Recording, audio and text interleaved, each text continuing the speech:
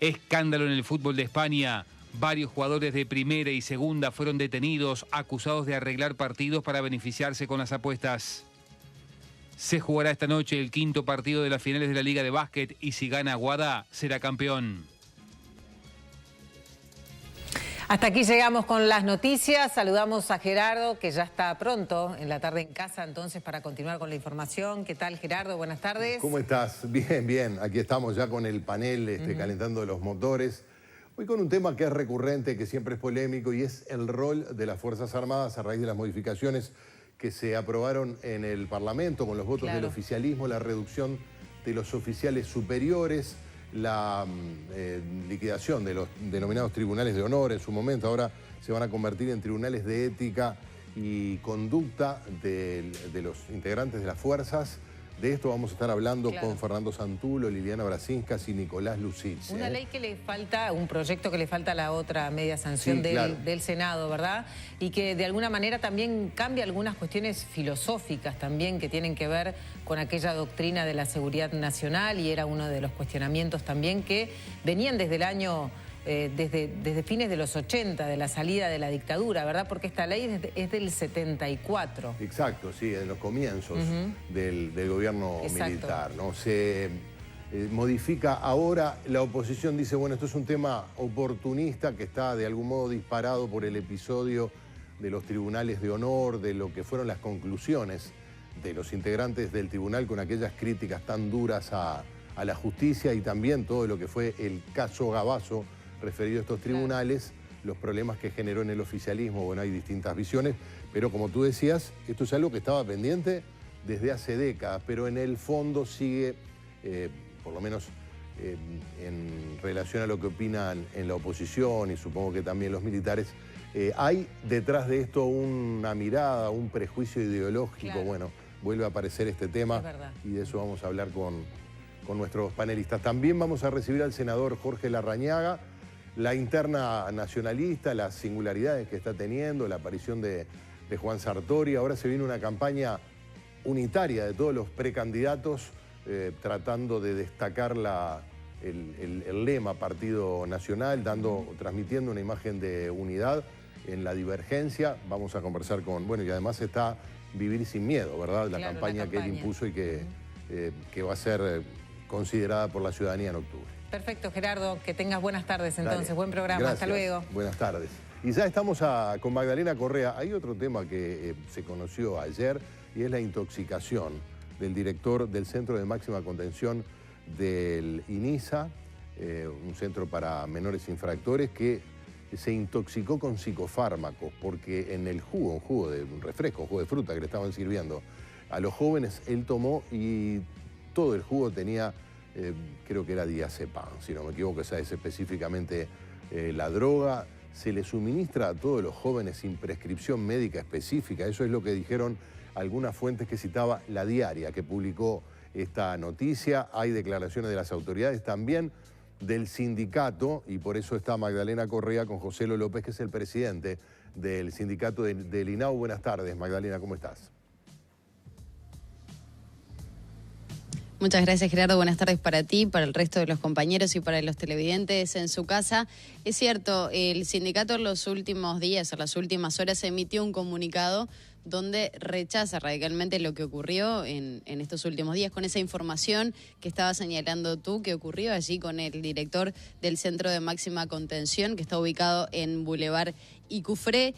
Lo que se señala es que se pretende que se investigue a fondo esta situación concretamente y se descarta de alguna manera que esto esté ocurriendo en los centros del INISA, esta medicalización, como le dicen ellos, o sobremedicalización para todos los internos. Pero vamos a conocer los detalles de qué información tiene el sindicato y sobre todo cómo va a continuar cuando pretenden que se llegue hasta las últimas consecuencias para conocer quiénes fueron los responsables de esta situación. López, buenas tardes.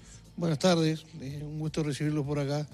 Bueno, sí, con mucha preocupación, esperando lo que va a ser el resultado de la investigación que está procesando la administración, porque evidentemente nosotros consideramos que esto es un hecho grave, que debe llegarse hasta las últimas consecuencias para, de alguna manera, determinar cómo se dio la situación y si hay responsables, bueno, actuar con el peso de los reglamentos vigentes en la institución, si hay funcionarios responsables en esto, ¿no? ¿Qué información manejan ustedes como sindicato, como trabajadores? ¿Esto es habitual que ocurra? ¿No es habitual? ¿Hay una medicalización igual para todos? Porque uno dice, bueno, estaba en el jugo, algo que podía acceder cualquiera de los internos. De hecho, los funcionarios, hasta el propio director, fue quien lo consumió. Sí, en este caso, donde estaba el jugo, no tienen acceso los internos, por lo tanto... Pero en el jugo estaba preparado para ellos. Bueno, la verdad que ese detalle no lo tenemos del todo confirmado, seguramente va a aparecer en la... Eso fue por lo menos lo que señaló la diaria con fuentes que había consulta. Bien, por eso. Nosotros lo que sabemos es que ese jugo estaba en un lugar donde no tienen acceso los jóvenes, pero que puede ser que haya estado preparado para los jóvenes. Por eso entendemos la gravedad, no solo por los jóvenes, que evidentemente es muy grave, porque estamos en una institución que debe velar por restituir los derechos y no por violentar los derechos de los jóvenes, sino también por el resto de los compañeros que están en la institución, como el caso del propio director, que fue en este caso el damnificado. Pero en realidad, con respecto a la medicación, siempre ha sido prescrita por los profesionales que están a cargo de eso, y se suministra por parte del personal de enfermería. O sea, no es que el común del funcionariado tenga acceso a donde está la medicación, ni mucho menos.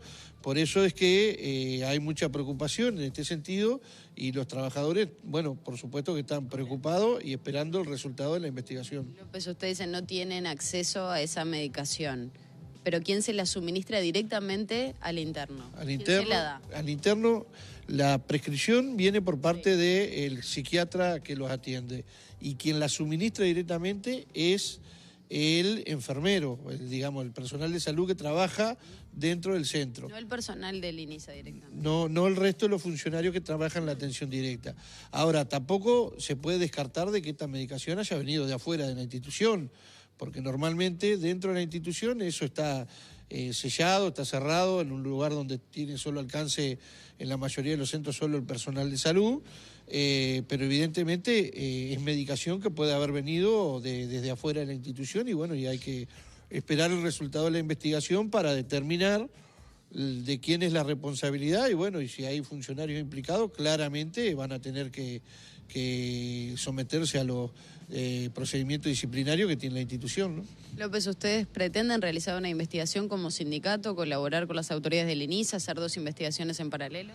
No, nosotros estamos esperando, nosotros no en ese sentido, como institución, como organización sindical, no tenemos mecanismos para investigar a los trabajadores. En todo caso, lo que hacemos es defender a los trabajadores siempre y cuando entendamos que están teniendo algún tipo de sanción que no corresponda. Por lo tanto, en este caso, evidentemente, si la investigación arroja con las garantías del debido proceso que hay un funcionario responsable, seguramente el sindicato no va a defender a un funcionario que haya incurrido en una falta tan grave como es esta, ¿no? ¿Podrían denunciarlo penalmente?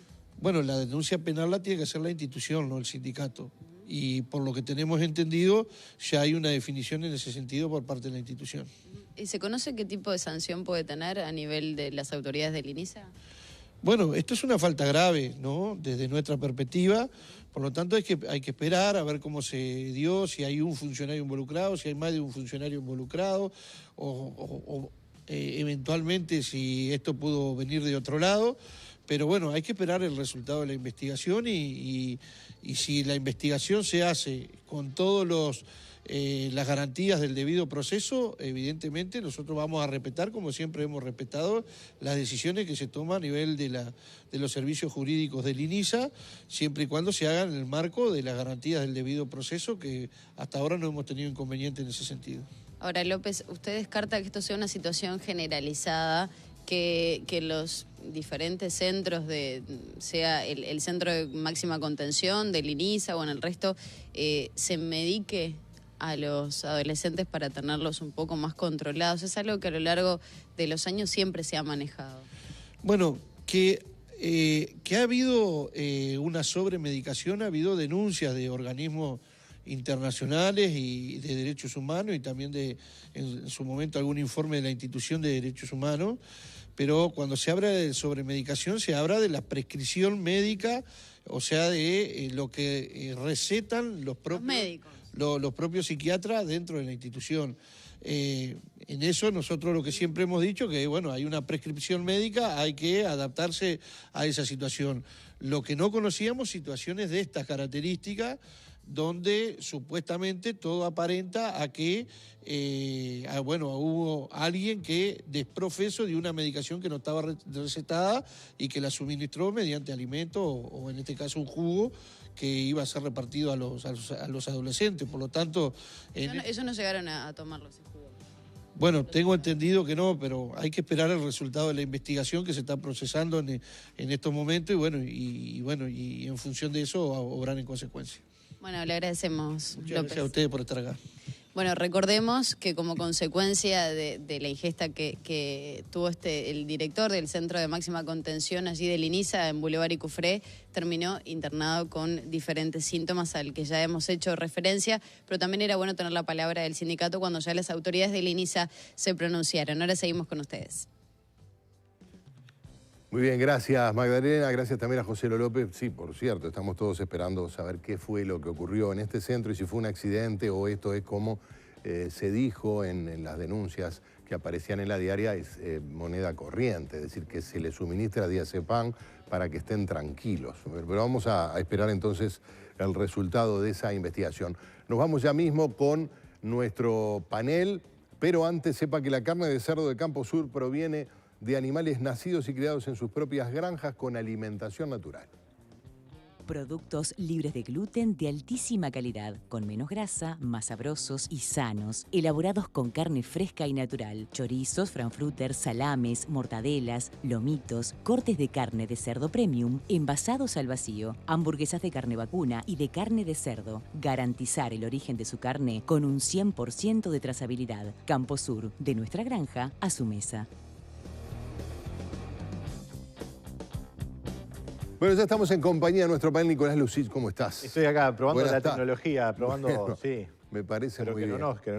Que no nos absorba con lo divertida e interesante que es, ¿no? Claro que sí, pero yo te estoy mirando atentamente. Gracias, Liliana Brasinca, ¿cómo estás? ¿Cómo está? Muy bien. Bienvenida, gracias por estar nuevamente con nosotros, Fernando Santulo. Buenas tardes. Bueno, está planteado nuevamente el tema militar y cuando aparece el tema militar aparecen de todo tipo de cosas, del pasado, del presente, del futuro, de lo que deberían ser o no ser las Fuerzas Armadas, de lo que son, de lo que hacen en la realidad, y siempre aparece por el lado de arriba, es decir, cuando aparecen temas vinculados a los oficiales generales, coroneles, oficiales superiores, ya estuvo todo el tema de la caja militar, me da la impresión de que nunca se habla demasiado del grueso de los trabajadores de las Fuerzas Armadas, que son de los trabajadores peor pagos del Estado, que son los soldados, la tropa, pero bueno, esto aparece con relación a las modificaciones que tienen que ver con los tribunales de honor, con la derogación de algunas normas que vienen desde la época de la dictadura y sobre todo la cantidad de oficiales. Está sobredimensionada la oficialidad del Ejército, por ejemplo, con relación a lo que deberían ser o a lo que son las Fuerzas Armadas uruguayas. Vamos primero a ver el tema en este tema. La semana pasada, la Cámara de Diputados aprobó la reforma de la Ley Orgánica Militar, que reduce la cantidad de generales de 16 a 12 y de coroneles de 198 a 130. El proyecto elimina además los tribunales de honor y los sustituye por tribunales de ética y conducta militar. Por otro lado, la caja militar costó casi 16 millones de dólares más de lo previsto en 2018. En septiembre del año pasado, el ministro de Trabajo y Seguridad Social, Ernesto Murro, sostuvo que la asistencia a la caja militar se multiplicó por 10 en los últimos 15 años. Muchos políticos y académicos consideran que se debe discutir en profundidad qué rol deben ocupar las Fuerzas Armadas en un país como el nuestro. Uruguay, ¿necesita Fuerzas Armadas? ¿Vale la pena el esfuerzo económico para tenerlas?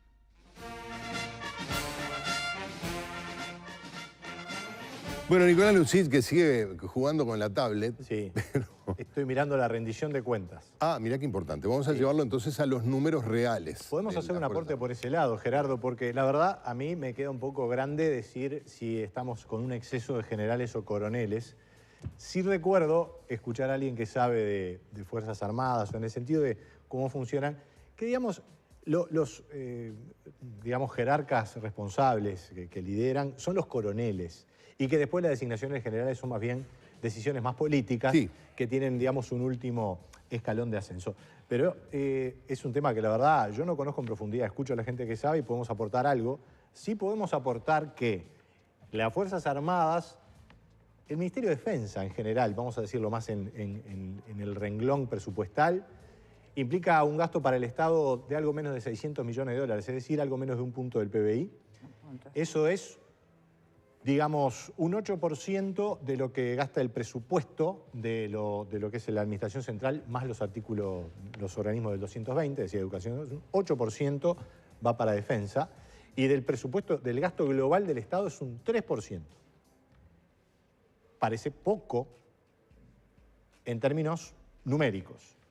Tiene que tener Fuerzas Armadas el Uruguay, tiene que tener defensa. Yo creo que defensa tiene que tener todo país, porque de hecho, si no, se le imponen las circunstancias. Los estados tienen que tener una estrategia defensiva y en general recurren a Fuerzas Armadas propias o algún convenio de arrendamiento para que alguien los proteja. O acuerdos regionales, como tenemos el TIAR en América, la OTAN, en fin. Exactamente. Pero todos los países tienen alguna Fuerzas Armadas de alguna dimensión y con alguna estrategia de defensa. Absolutamente, y este presupuesto luce bastante bajo, además porque, digamos, casi el 90% son sueldos. Las Fuerzas Armadas del Uruguay invierten poquísimo en material tecnológico. Material, claro. Que la verdad y que... aún así hay fuerzas, la Armada, la Fuerza Aérea, que están en una situación, desde el punto de vista del equipamiento, crítica. ¿Te acordás, y ustedes lo recuerdan seguramente, Liliana y Fernando, con accidentes que se acumularon en un medio que llevaron a pensar que ahí hay un problema más allá de lo accidental? Realmente una situación muy triste, pero le pasa al Estado en general. Tiene mucho de gasto corriente, de gasto salarial, pero poco de inversión. Claro. La Fuerza Armada es un ejemplo. Liliana Brasinska. Me parece que estamos en tiempo, ¿no?, de discutirlo. Yo creo que, como siempre, ¿no?, los países necesitan su tiempo. Es verdad que nos merecemos como sociedad rediscutir qué Fuerzas Armadas sí o no. A mí me gustaría un sistema, ¿no?, de organización y defensas moderno, eficiente, mínimo, educado, bien pago, como me gustaría que tuvieran los profesores, docentes.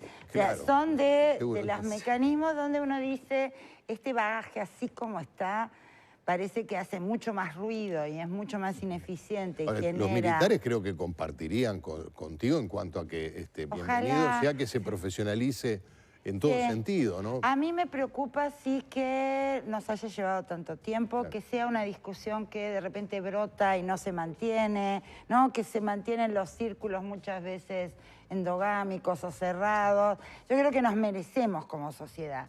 Entre otras cosas porque yo soy una de las que tiene cierta aversión, porque, bueno, obviamente si uno estuvo en dictadura cuando tenías 13 años y pasaste toda tu nivel universitario en una situación de universidad intervenida, no es una muy buena vinculación. No me resultan simpáticos, ¿no? Y no me parece que definitivamente esa Fuerza Armada de ninguna manera, no más. Y esto tiene que venir desde la autocrítica de las propias Fuerzas Armadas y también desde sociedad, donde poder decir, miren, tenemos que tener confianza. ¿Cómo hago para tenerle confianza a alguien que me defiende si le tengo miedo? Pero ahora vamos a ir con Fernando. Las Fuerzas Armadas, junto con la policía, son de las instituciones más prestigiosas, más populares, diríamos, para la opinión pública. En, en el latinobarómetro, ¿no?, sale mucho mejor posicionada que el Parlamento, ¿no? Mucho. Por ejemplo. Porque los partidos políticos, claro. No, porque yo creo que la gente después le termina dando, bueno, por lo menos son útiles y en las innovaciones hacen algo. Después muchas veces con el Parlamento no sabemos bien lo que hacen, pero yo creo que también es riesgoso cuando un sistema político es puesto en cuestión. Yo quiero las instituciones buenas, eficaces, modernas, adecuadas y efectivamente que nos den seguridad. Yo creo que eso es a lo que tenemos que apelar. Don Santulo. Bueno, se dijeron varias cosas interesantes. Para mí, por ejemplo, para saber si es mucho o poco respecto al presupuesto, hay que ver qué tareas tiene que cumplir y qué tareas efectivamente cumple. Ese es el debate que yo creo que no se ha dado. Si es el mejor momento para darlo del año electoral en el que todo el mundo va a estar tirando cascotazos de distinta intensidad, yo no sé si es el mejor momento o no, pero en algún momento tenés que sentarte y discutirlo. No me da la impresión de que esta reforma apunte a discutir nada de esto que estamos planteando. Me parece que toca un montón de aspectos que son importantes y que van en esa dirección, pero no sé, la cuestión filosófica de para qué querés un ejército, que seguramente cambió un montón desde que se fundaron los ejércitos en los Estados-nación, ha cambiado, porque como leía por acá, la hipótesis de conflicto que tenían los ejércitos en el principio del siglo XX o fines del siglo XIX no tiene mucha relación con las hipótesis de conflicto actuales. Dicho esto, el debate es difícil procesarlo en el sentido de yo no tengo del todo claro cuál sería, para que no quede en el ambiente endogámico, cuál sería el ámbito o cuáles serían los ámbitos en los que vos podrías discutir a fondo. Por ejemplo, se podría aprender de quienes hicieron o intentaron hacer ese proceso. España modernizó un ejército franquista y lo convirtió en un ejército súper profesional y acotado. Y pequeño. Pequeño en número y en funciones también. O sea, defiende la integridad territorial y después participa en misiones de paz, y si hay un terremoto en no sé dónde, bueno, va y manda. Que eso es una parte importante. Claro. Los ejércitos, cuando están bien pertrechados, digamos, tienen... Estamos hablando del que en algún momento fue el ejército más poderoso del mundo, ¿no? Claro, bueno, pero hasta ese punto cambió. Es como una especie de fuerza de acción concreta, ¿no? Entonces, los ejércitos en general tienen, por ejemplo, el know-how. Si hay una inundación, en el ejército no se ponen a discutir quién tiene que meterse en el agua y quién no. Le dicen, vaya a cabo no sé qué, y el cabo no sé qué sale. Esa cadena de mando es útil en determinadas situaciones concretas, pero para eso tenés que tener el equipo, el material y digamos, el mandato civil o el mandato social. O sea, hay que definir cuáles son las funciones de ese. Yo siento que ese debate no... Ahora, con eso de que como es año electoral, mejor no, es una tragedia, porque el año electoral es el 20% del periodo de mandato de un presidente y de un partido de gobierno. Es mucho tiempo. Va a decir, no, como estamos en año electoral, esto no, aquello tampoco, lo otro tampoco, es una... Yo lo que digo es que hay más chance de que naufrague. Sí. O sea, el tema sin duda hay que debatirlo. Ya pasaron 30 y no sé cuántos años de la dictadura. Claro, es un buen momento para empezar a discutir. Pero ¿viste lo que pasó en el debate parlamentario en la Cámara entró por senadores, puede ser? Diputados. Por diputados, ¿sí? Entró diputado, se aprobó, ahí está por diputado. Bueno, empezaron, no, que el presidente homologó lo de lo no, pero que ustedes no quieren votarlo. Es decir, se convirtió aquello en una rebatiña que no le aporta... Vos en 1993 no me votaste. O sea, exacto, ahí está. Empezaron en una... No, y dio la impresión de que el oficialismo lo apuraba como represalia por lo de los tribunales de honor y por lo del episodio Gabazo, etcétera, ¿no? Pasa que fue grave, ¿no? También es cierto que el episodio fue grave. Después, viste, vas leyendo la historia, estos episodios siempre tienen circunstancias particulares que los catalizan y los hacen ir para un determinado... Pero los grandes rumbos creo que están planteados. Tú lo decías, Liliana y Fernando, hay una dificultad por las condiciones del pasado reciente, por lo que fue la dictadura, que ha condicionado mucho a las Fuerzas Armadas del Uruguay, y es muy difícil dar el debate. Yo haría el siguiente aporte, porque efectivamente uno puede hacer un análisis sectorial, bueno, cómo va la defensa, cómo va la educación, pero pongo esto sobre la mesa, vamos a empezar a permear, a perforar esas membranas. ¿Quiénes son los que saben de aviación en Uruguay? Mucha gente de la aviación civil y muchos militares de la Fuerza Aérea. ¿Quiénes saben de seguridad, en el amplio sentido de la palabra, en seguridad ciudadana, en seguridad de los barrios, en criterios de seguridad? Bueno, mucha gente civil, pero mucha gente que está en el ejército. Es decir, es un grupo de personas que está en nuestra sociedad que no está aislado y compartimentado, está interactuando permanentemente con todo el resto, educa también, y educa mucho. ¿Cómo educa? Es una cuestión que evidentemente creo que hay que discutir, pero antes que nada hay que entender. Porque si están sometidos los militares a esa cadena de mando tan rígida, pues entonces la educación debe ser bastante especial. No va a ser la misma. Sí, claro. Aunque no tiene por qué ser totalmente distinta. Cuando hablas de educar, te referís a la educación de los propios militares, de los que van a hacer la oficialidad del futuro, es decir, absolutamente, claro, ¿no? El liceo militar, la escuela militar, pero también los valores y principios que están en juego allí, que creo que hay cosas de lo mejor, de lo más virtuoso, y ciertamente que también, sobre todo teniendo el pasado reciente, cosas muy complicadas. Tenemos que ir a una pausa. Vamos a volver, obviamente, con todos estos temas que surgieron y otros, porque una cosa es ver a las Fuerzas Armadas desde Montevideo y desde determinados ámbitos sociales o socioeducativos, y otra cosa es verlo en la dimensión que tienen en las ciudades donde hay unidades militares, en lo social, en lo laboral, en lo deportivo, etcétera, ¿no? De que es una perspectiva totalmente diferente que a veces se nos puede escapar. Pero bueno, de esto y otras cosas vamos a hablar después de la pausa. ¿Tenés problemas con tu cortina de enrollar? Bueno, hacé como Cairo y Petru, modernizate y llama a Cortifaz. Cortifaz te coloca motores y con solo apretar un botón tu cortina sube y baja sin esfuerzos. Reparan o venden cualquier tipo de cortina o instalan una donde no la hay y sin trabajo de albañilería. Cortifaz reemplaza tu vieja cortina por una en aluminio con aislación y si tenés en madera te la reciclan. Portones basculantes con motor y control remoto. ¿Qué esperás? 0800 2678 www.cortifaz.com.uy.